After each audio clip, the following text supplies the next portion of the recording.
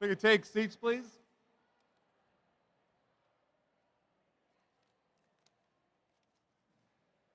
Off for this? Are we going off? No mask while we're talking?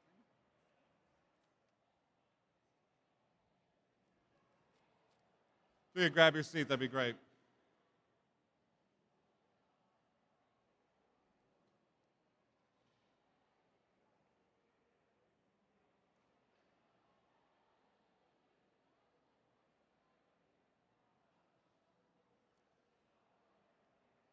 All right, folks, let's get started. We have a really tight hour, and you have a bunch of people who need to visit with you. So I'm just going to do the welcome and get out of their way. It's great to see you in 3D after living for 18 months on Zoom. And what it is, well, this is not a normal opening for our year. It is a lot more normal than last year. And we're all navigating this together. I'm just really happy to be bringing people back to campus. We've got three priorities as we start the new academic year. So one is our collective safety and the safety of our community. So with the Delta variant, virulent as it is, we are back to masks, so speakers will take them off only while they're up here and we'll put them back on again. I hate them. We're still trying to get a sense of what local data we'll need to see in order for us to relinquish the policy. So that will be an ongoing monitoring, but I will look forward to the time when we can take them off again. We're getting some pushback from folks who don't love it. We get that. We're seeing that. You can't watch the news and not see that. I have to give special shout out to the team who has been dealing with, in many instances, very unhappy students and parents when they're not getting their requested exemptions. That is not the great bulk of our folks. 99% of the people on campus will be vaccinated. That's fine. But we do have some folks who are asking for exemptions, and many of them are well warranted. Well, they're not many. Heather will talk more about this. There are a number that are well warranted, and we'll make sure that they're wearing masks when they're on campus, of course, like the rest of us. But I think, that team has been dealing with some pretty unhappy folks, and it's been really tough on them. So it has saved the rest of us from having to deal with it. They really deserve some round of applause here. This is Heather's team, Jane, Don. They are the front line in a lot of the sort of vitriol that's happening in our society right now. So one is our collective safety. Two is we're going to have a lot of flexibility. We're already seeing quarantining and outbreaks in child care centers. Anyone in this room who's a parent or watching online who's a parent knows that their schedules could be thrown into sudden disarray if a child care center closes or a public school closes. We're going to work with you, and this is my third priority. We're going to work with you to get you whatever you need to be able to do your work and also take good care of your family and take good care of your kids and whatever else is sort of pressing on you. Someone wrote recently to me, I've never begun a new school year as tired as I am at the beginning of this year, because it's been a long haul for all of us, and we recognize that. And I think sort of having a lot more compassion and kindness and patience and flexibility will be critical. We intentionally, in the spirit of that, took a very long pause on the campus transformation work beginning in the spring. If you remember, we said we would not ask people to have a summer like the one they had previously. That is not to say at all that there weren't a lot of people working really hard on the reopening, so they didn't feel like they got a pause. But we stopped doing kind of new initiatives and pushing forward on many of those transformation efforts to really kind of take stock, to let some of those changes from last year settle in, to let newly configured teams really get to know each other and build relationships and chemistry. One of the things we did do is we said no new initiatives, no new big pieces of work, and we brought Bob de Kaufmaker in, who's our former board chair, and we asked him to simply give us an objective snapshot of how are we doing. We had these three big objectives, as you know, which is how do we keep SNHU, or how do we put SNHU back within financial reach of the students and families we have always served? How do we make the campus more sustainable? And how do we make sure that we do those things without decreasing the quality or decreasing the efficacy of our programming? So Bob's work, and kudos again to Jackie and Pat and others who have been working with him all summer, is to simply collect data, take a look, see how we're doing on all those three fronts. Kara was invited and has been attending the weekly updates on those meetings, and I know she has been keeping many of you updated on that work. And Bob has gone about it diligently. We will have his report sometime in mid-September. Some folks have gotten impatient and said, well, wait a minute, shouldn't we be hiring a VPA right now? Shouldn't we be figuring out who's going to lead campus? And the answer has been, we made a promise to not do big initiatives. Let's wait. Let's see what Bob says back to us, and then let's see what we need going forward in this coming year. But I think my sort of recognition is that we can't have another year like the one we had last, because I think we asked people to do really hard work, and it's necessary work, but it was against the backdrop of a pandemic, which is hard enough as it was, as you know. So I think we will go into this next year with a more patient, measured, and collaborative way of moving forward. And I look forward to being on campus more often and being in that conversation with you, to be a more regular presence on campus. And to begin a conversation, we've had some of these, even as last week I met with a group of faculty and others who really were thinking a little bit differently about how we reframe the work. Because too often, I think, in the last year and previous to last year, we get into a kind of campus versus binary, campus versus COSE, campus versus GC, campus versus something else, when in fact, campus is integral to everything we do. And I don't know that that message always came through. I was asked a hard question yesterday. The question was, I have to look it up, I wanted to get it correct. It was, why do we still have a campus with 3,000 students if our goal is to transform lives at scale, this kind of North Star that we have? And the answer was easy and immediate for me. So I said there are three reasons. The first is, none of what we have anywhere across SNHU would be possible if we didn't have campus. It all started here. This is the sort of center of orbit for us. We're a massively different institution than we were 10 and 20 years ago, but the roots of that change all sit here on the campus. We wouldn't have been able to grow online without the work of the faculty and others who created the programs that we then ported over. The second response is, our students still care. Not just the students who come here and have been desperate to get back, but students we serve wherever we serve them. So our online students care. There is a credibility that comes to our non-traditional programs because we have this campus. We have students online living in Texas watching live streams of our baseball team, right? They feel SNHU. They don't feel selectively SNHU, they feel the whole of SNHU. And then my third part is, the campus is working on what it needs to look like in the future. Bob just shared with me yesterday, when I was just asking him what he's seeing, kind of getting a little bit of an update, and said, super excited that Kirk and Anat shared with him a new model of how we might do mechatronics programs. So I just asked him, send me that slide deck, I want to see that. Good work is happening. A lot of people worked very hard last year. We have made progress. So I think we need to move away from a kind of, now, to me, tired binary of campus versus to campus and. And I think when I think about what we're doing with our various offices, our faculty, et cetera, is to try to think about a third way, a different way of framing the work ahead of us. And it's not one of assimilation, because one of the themes I've heard over the summer and the spring was a fear that this campus, which is beloved for people in this room and many online, would somehow disappear. Oftentimes the phrases were swallowed up. It would sort of just be assimilated. And really, I think what we started to talk about is, how do we instead thinking about a campus that's integrated, that has its own integrity, that has its identity, but also is part of a bigger whole, so that we stop thinking about it in isolation and an island. So I'm excited to be in that conversation with you all. We're going to stay focused for these weeks ahead on simply getting going again. Students have been desperate to be back. I'm looking forward to being on campus Friday, Saturday, and Sunday with the team to welcome students back into the dorms.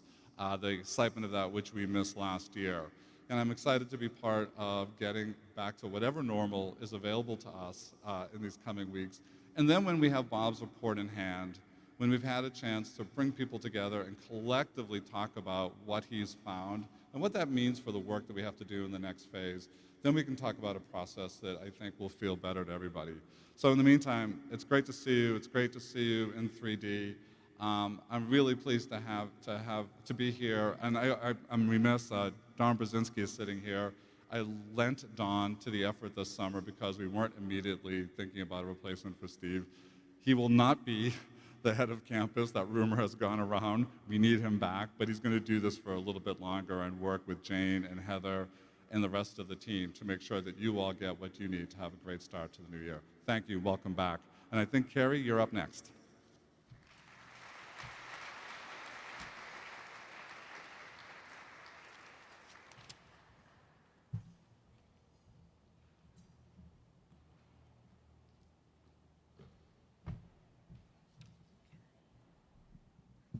Welcome back to campus, friends. Good to see everybody. We are so excited to see you all in person, and on behalf of the campus leadership team, thank you. Thank you for your patience, your agility, your resilience, and your unwavering commitment to each other and to our students over the last 18 months. Since we left campus in March 2020, some things have changed, but much has stayed the same, not the least of which is our obligation to prioritize the student experience in everything that we do. Our vision is clear: an empowering experience for students that's built on a foundation of care, appreciation for the journey that each of them as individuals is on, every opportunity for them to be successful, and their own sense that they matter. We collectively need to provide a culture of care, guide their affinities, adapt to their needs, and listen to them. Really listen.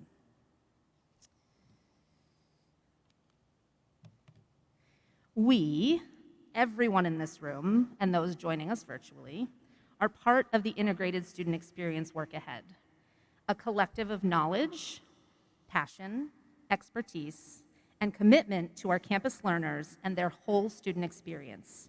And we have an important and critical authority over how we deliver that.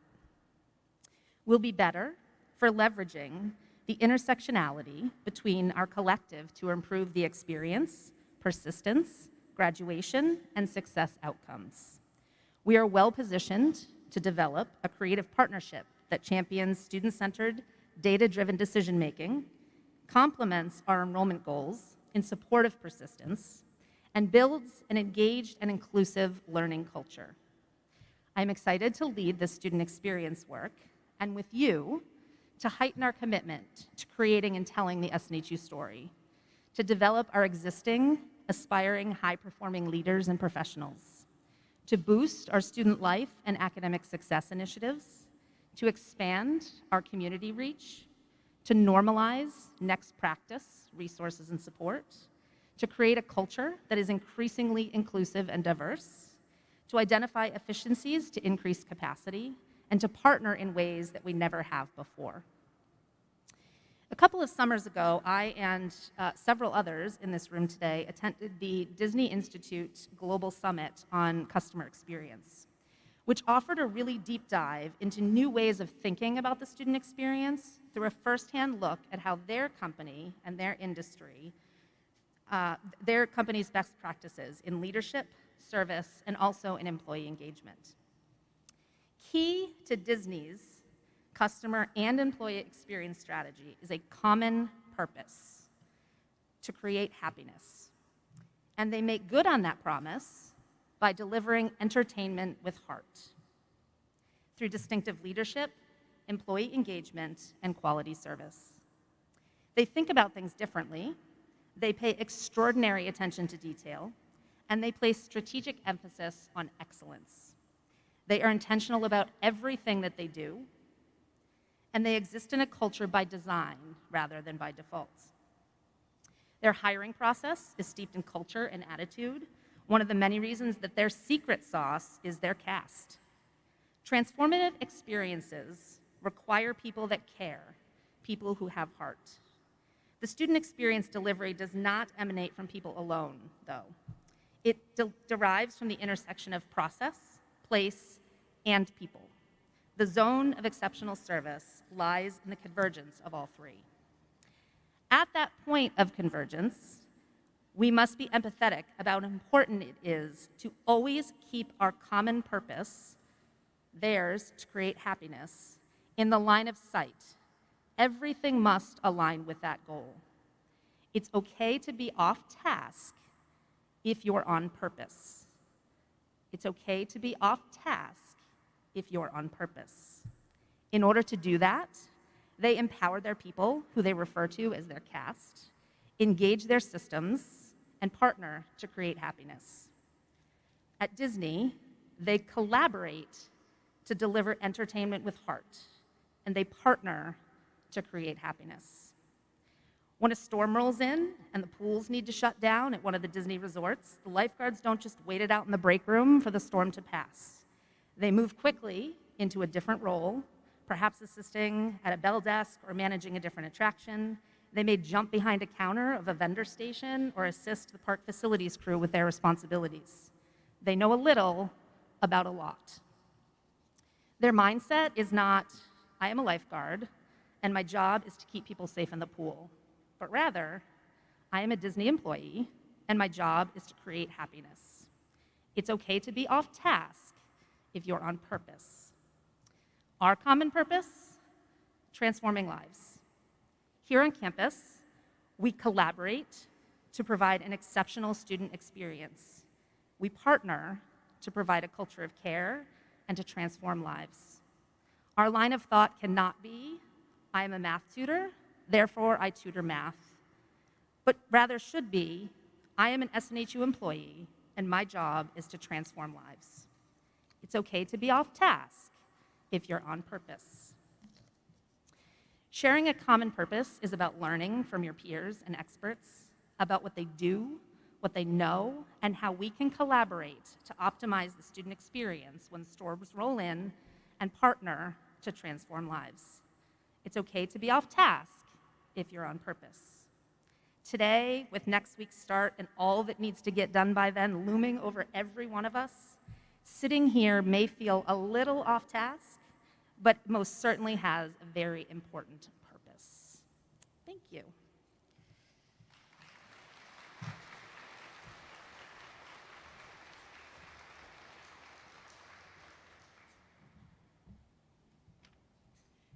Hey friends, I'd like to offer greetings on behalf of the faculty and staff affiliated with our newest team, Learner Engagement and Academic Innovation. I'd like to first welcome our newest faculty and staff to campus this year. We're so fortunate to have you here. And colleagues that are returning to campus, and especially to those who never left, we look forward to working with you more than ever. For those of you who don't know me, my name is Lynn Chandler, and I've been fortunate enough to direct the Center for Teaching and Learning for the past 5 years. In July, the center was expanded, and I'm going to take just a few minutes to share with you some of the wonderful work that our colleagues across campus and across the enterprise, the campus and, as Paul said, completed since we closed our doors in March of 2020. And then I'd like to give you a glimpse of the work we'll be doing this year. Picking up on the thread of collaboration and partnership that Carrie offered, I want to share with you first some of the incredible accomplishments faculty, staff, and students were able to achieve during this time of emergency remote learning.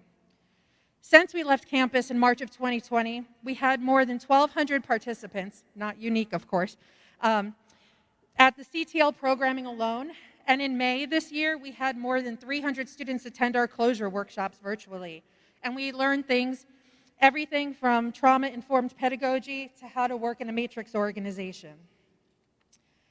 We developed 6 new Experience More programs where students help to create the direction of those programs. These programs are competency-based and experiential, and they're being offered to students at a $10K price point in an effort to make college more affordable. And in 2 days, our first students in these programs will be on our campus and in our classrooms. We could not be more excited to greet them. We ran 25 blueprint sessions where folks from all across the campus and the enterprise explained the amazingly innovative work they were doing for SNU.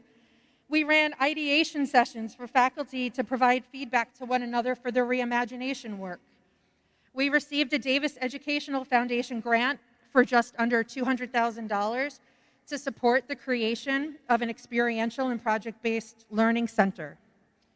We developed new podcasts called Co-Designed, where students and faculty are co-creating episodes together.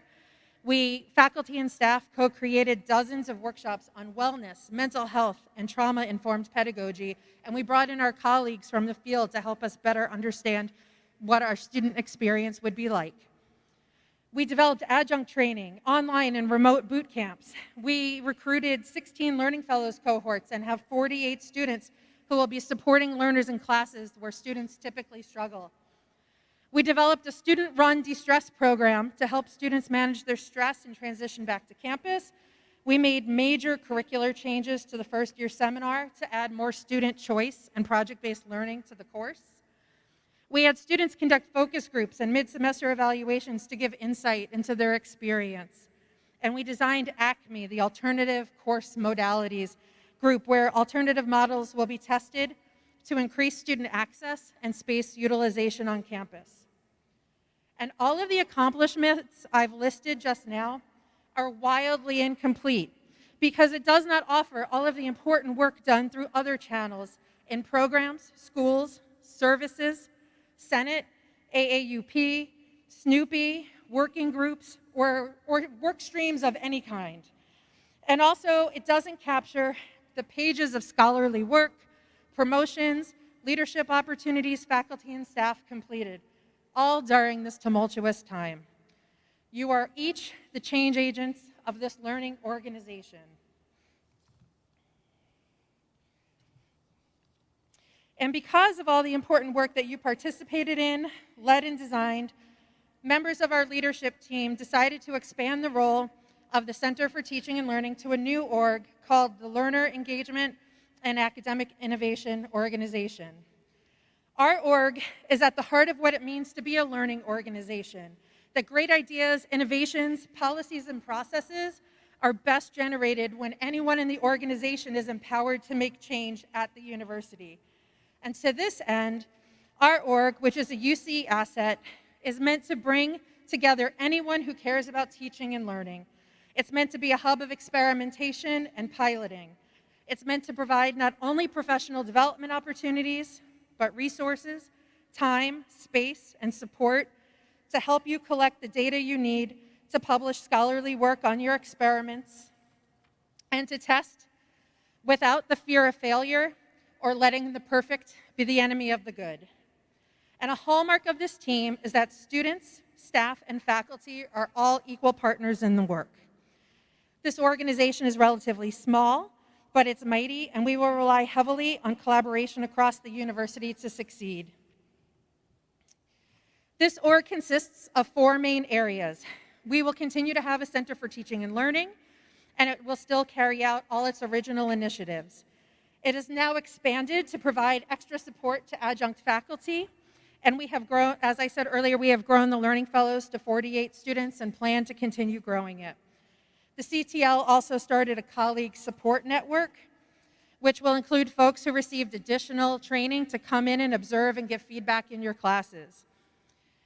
LEAI is building and exciting a new Center for Project-Based Learning. It will serve as a hub to centralize and support all of the folks who are already doing important experiential learning work on campus and provide more time and space for EE and for learning. We are doubling down on the importance of scholarship of teaching and learning, and will provide more support for faculty wishing to do action research and help get faculty published. We want to support you in getting data collected because we know finding time and space to publish is a challenge when you're constantly developing and administering new programs. And last but certainly not least, the First Year Experience and Learning Communities Works hopes to continue supporting the First Year Seminar course, but we also want to offer additional resources and support to all the other Gateway courses and Commons in the First Year program. I know you have plenty to do getting ready to welcome students to campus, to get courses up and running, and that you may be too busy to see our learner engagement and academic innovation in your first days back. But please know we're here to support you, and our door is always open.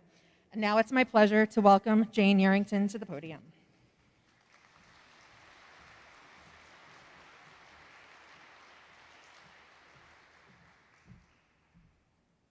Hi, everybody. Welcome back. It's great to see you in person and not on a small screen.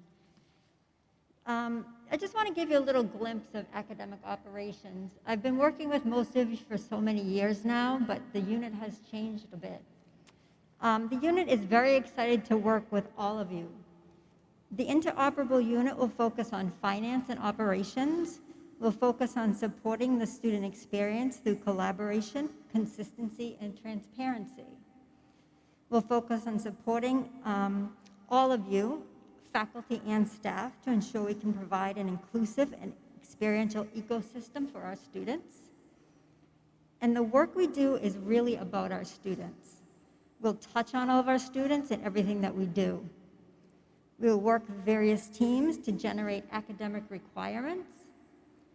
We will have cross-functionality, as well as we'll produce operational efficiencies.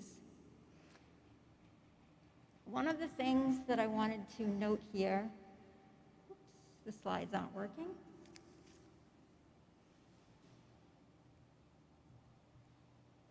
Is that we in campus operations have 5 core areas that we centralized from 5 schools and also from the VPAA office. The centralization is to provide a voice for UC, involvement across the university by including one academic operations team in activities in areas such as University Catalog and Genesis.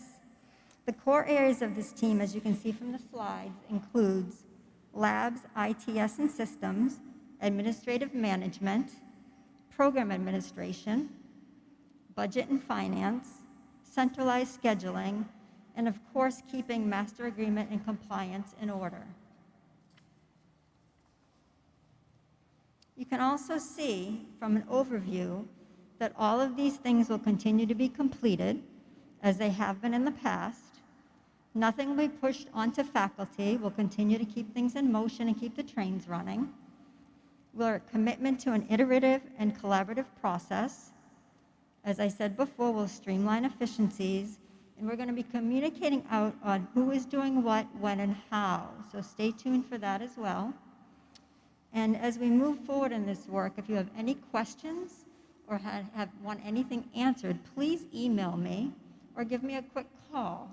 I know a lot of you have been asking questions in this process and centralizing of operational functions, so please don't hesitate to reach out. We had some things that have collapsed with these areas, and I'm always here to answer questions. So I thank you for your time today, and I look forward to a great fall semester, and if you have any questions at all, please do not hesitate. So I'd like to turn it over to Heather, who obviously has a lot to go over in her area, so thank you very much.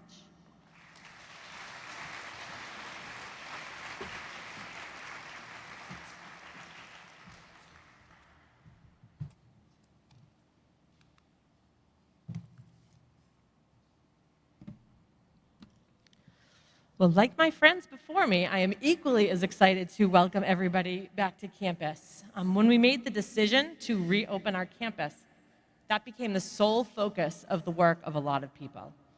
So this morning, I'd like to review the things that we thought were most important for you to be aware of before the start of classes.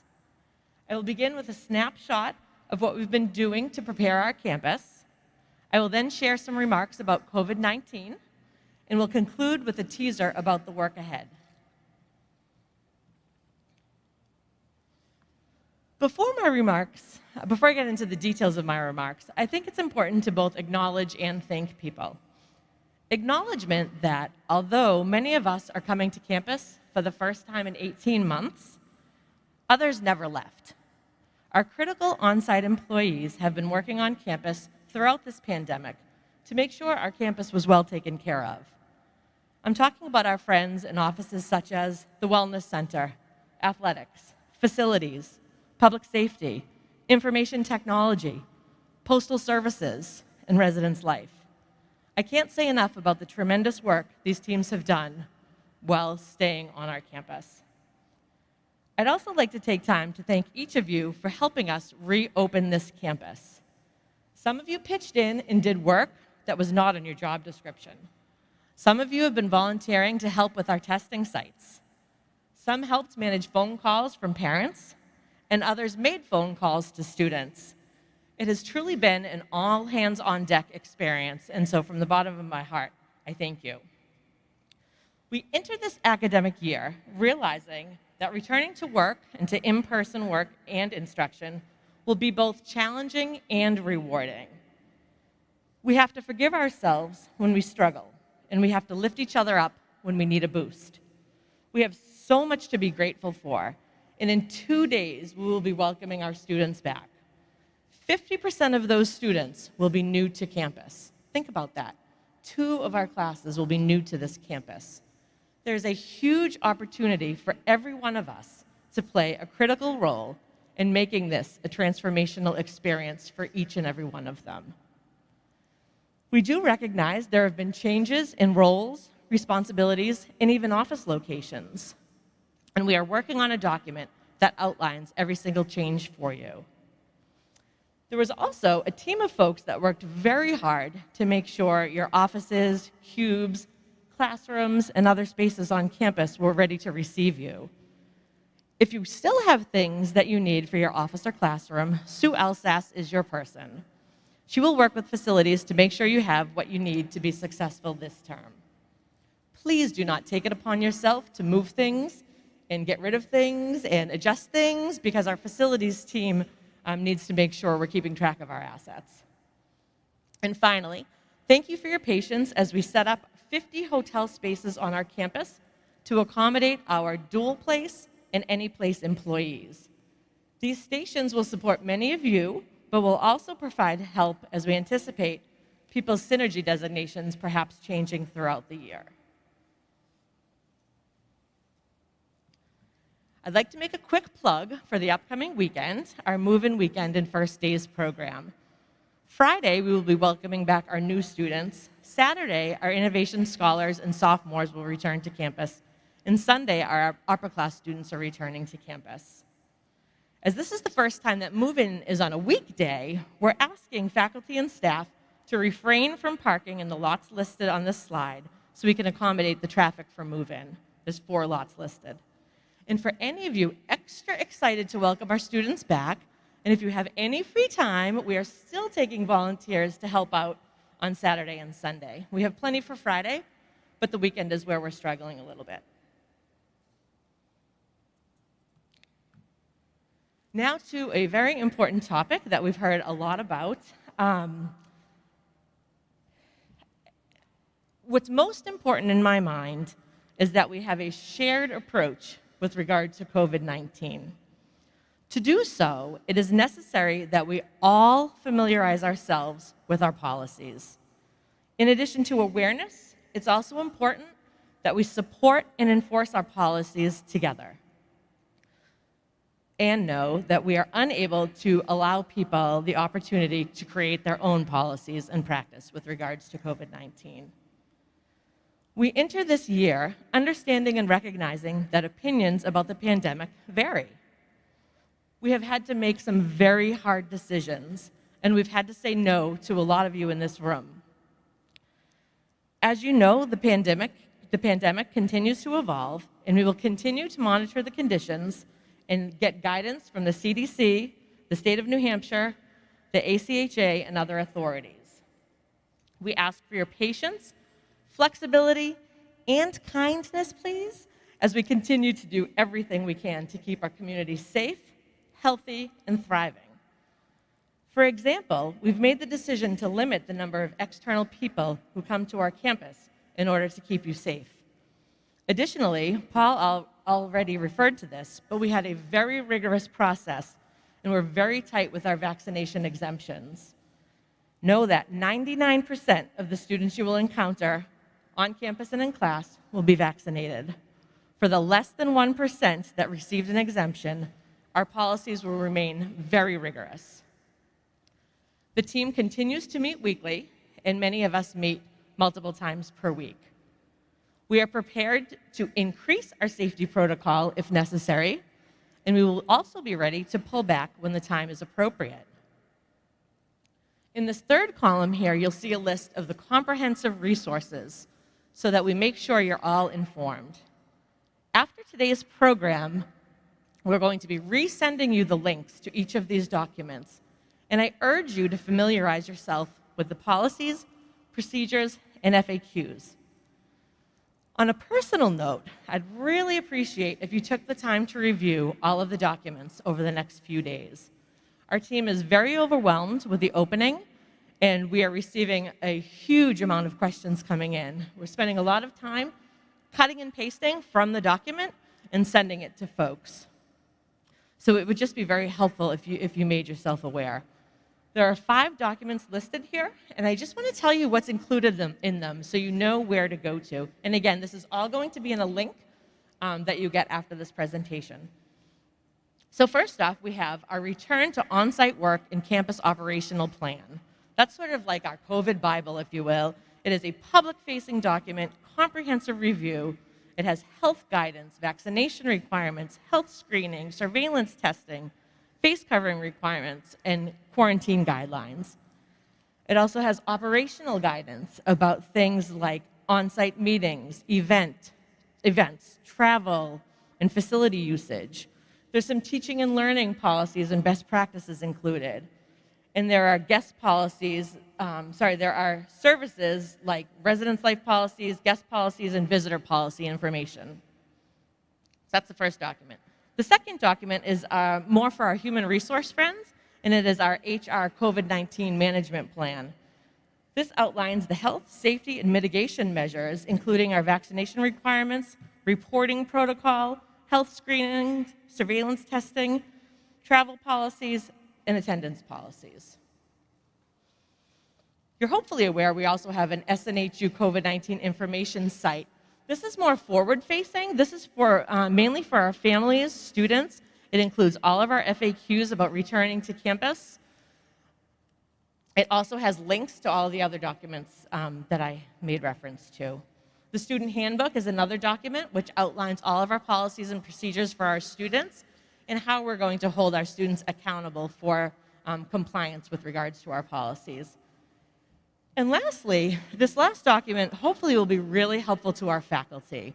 We're in the process of preparing a toolkit for you, which will outline the answers to every single question we have received from the faculty about best practices, how to operate during a pandemic in your classroom, what to do with regards to student behavior and non-compliance, things of that nature. So please keep an eye out. That document will be coming within the next few days. Again, this is a lot of information. It's overwhelming, but I recommend that you read the documents, familiarize yourself, and then anyone on our team is happy to take questions that you have with regards to reopening campus. Just a few more slides. So I'm not going to spend much time on the few remaining slides, but wanted to note the work ahead when we think about our campus.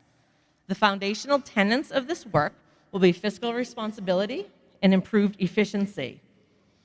Because of the extensive work that went on through the transformation process, we currently know more about our campus than we ever did before, and we have been working on a coordinated strategy for all of our spaces. With the campus growth goal, we have already taken a deep dive and studied our dining, classroom, residence hall, and parking capacities. When we did this work, we focused on both short and long-term strategies. We defined our short-term strategy based on the things we needed to do in order to reopen our campus. We found operational efficiencies with regards to dining services, classroom utilization, hours of operation, and parking. We formalized standards for our offices, cubes, and classrooms, and we were able to make some cosmetic updates to buildings like Frost Hall. Moving forward, our long-term strategy will be a coordinated effort. We are working closely with our friends in facilities and capital projects to ensure that our plans are all in sync. For example, capital projects will be presenting us with a new and improved, capital projects process for us to enjoy. It will be rolled out this fall. It will be really, really critical that we use this similar to a master plan, as it will be imperative that we understand all of our needs before we make decisions about how we prioritize the facilities that we have on our campus. Connected to that master plan, we will reconvene a team to finalize our strategy for generating additional revenue to offset the cost of our campus. The research stage of this work is complete, and many of you in this room participated, so thank you. However, we now need to identify a multi-year comprehensive approach. We'll do this together. I know I've been up here for a long time. I recognize it's a lot of information. My team and I will make ourselves available to help you with whatever you need so that you feel safe and feel like you have what you need to operate our campus and to educate our students. So thank you for your time. I'm going to invite Paul back up to give some closing remarks.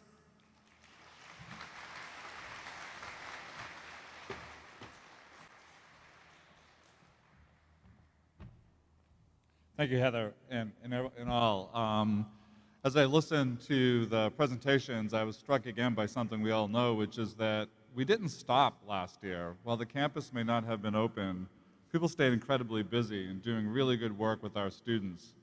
I see Fabi sitting there, and I just 2 weeks ago saw her and Peter Frost and other SNHU colleagues on stage in San Diego at a major conference where they were talking about the really good work they were doing around VR. We've all been watching with great despair the situation in Afghanistan, and I've watched our international team leap into action as we are helping some of the family members of our Afghan alums. You know, the 5 young women who joined us from SOLA, which was featured in a CNN story today.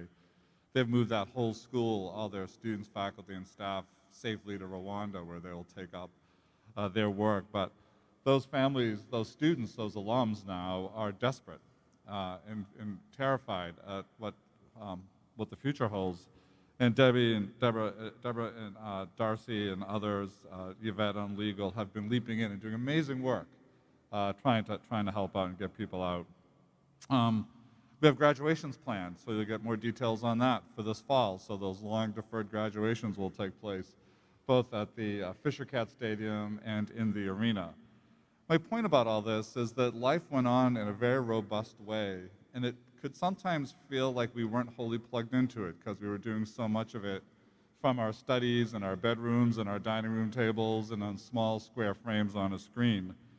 I'm also struck in meeting people today for the first time in a while and hearing about babies being born, marriages that took place, graduations that occurred, people sending their kids off to college for the first time. Again, life is robust and continues on. And it reminds me that this pandemic will end. It can feel a little ceaseless right now, but it will come to an end. We will get this behind us. We will get back to a time when campus feels robust again, where we're greeting each other without our mask, which we're not having those weird tentative, are we hugging, handshaking, elbow tapping, or all the other kinds of strange things we do as we gauge our colleagues and how comfortable they are kind of engaging with people, and I'm excited for that. But most struck by when I was at the aforementioned conference in San Diego was that that's a conference I've been to for a long time, and people just sort of jump into the business at hand because it's very packed, and people run from meeting to meeting to meeting. And there was something very different about it this year. A number of people commented on it. All of those conversations started with, how are you? Are you doing okay? What was your year and a half like? And there was vulnerability in the responses. People often said in a way they would never have done before, actually, it was really tough, and went on to describe either their own challenges, their kids, or a spouse, or the loss of somebody, etc. And I was struck that for the first time, that conference felt humane. It was always fun, it was always busy, it was always stimulating, but it felt humane. And I think the first response as we welcome students back, as we encounter them in our classrooms again, or in our office, or when you're seeing someone you haven't seen for a while, or meeting someone new, I'd urge us for the first response to be, how are you? And to make sure that we're seeing people for their human qualities before we place their labels as a student, or staff member, or faculty, or something else. And for me, it's one of the great blessings, silver lining of the pandemic, is that I saw a lot of people taking stock of their work, of their lives. I'm sure you know many people, some of you may be in this mindset of like, do I still want to be doing what I've done in the same ways that I've done it in the past? Do I want to rethink my practices, the way I engage? And I think that great reckoning is a sort of invitation for an institutional-wide reckoning of how we are, and a reaffirmation, because what came through so vividly in the year just past is this place lives for its students. There's an enormous sense of community here. There are a bunch of us taking up time, and more others than me, Heather and Felix and others, dealing with the 1% that are very loud and uncomfortable, and look at who genuinely, in many instances, genuinely believe that they're in the right. I get that. But the reality is that 99% of our people are stepping up and thinking about how to keep themselves safe, our communities safe, our students safe, and each other safe.